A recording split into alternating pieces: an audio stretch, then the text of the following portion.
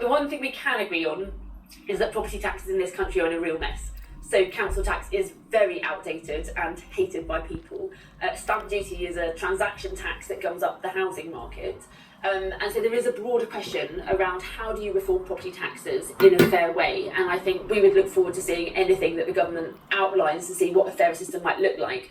But when you get rumours of these individual measures on their own, I worry that they are a tax grab without any broader vision for how you tackle the housing market. Do you think people in your constituency who own an expensive home, should they be paying more in property tax? So I think that there's a real problem with what the government is suggesting. So I mean, ultimately, no. And I think if this measure on its own, I think there are real unintended consequences. You could actually disincentivise people from trying to add value to their homes. So they may not put solar panels on, for example, to reduce their energy usage. They may not insulate their homes. And there are real problems, unintended consequences that could come from a measure like this on its own. And I think you also have to remember there are people right across the country who have lived in their homes for 20, 30, 40 years, who bought their home at a much smaller price. They're now asset rich but cash poor, and all of a sudden having to pay this amount of money could push a lot of people out of their homes, out of their communities where they've got their support network. So I think the government needs to be really, really careful that as they develop a broader vision for the property market, there aren't unintended consequences. What do you say to that? Because that is a slight problem that people always talk about with property taxes, whether it's putting up the council tax or this kind of levy.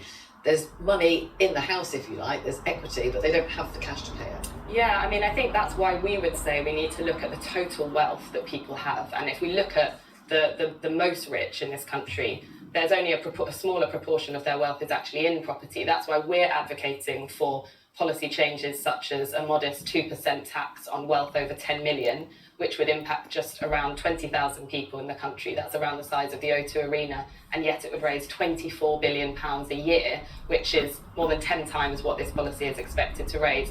We also want to look at things like equalising capital gains tax with income tax rates and applying national insurance contributions to investment income. So people in this country who make their living from wealth are treated the same way as those of us who make a living from work. Because the scale, we need to kind of bring it back to what the real problems this country is facing. If you look at the scale of wealth inequality right now, 50 families currently have more wealth than half the population. Billionaire wealth has rocketed by 1,000% since 1990.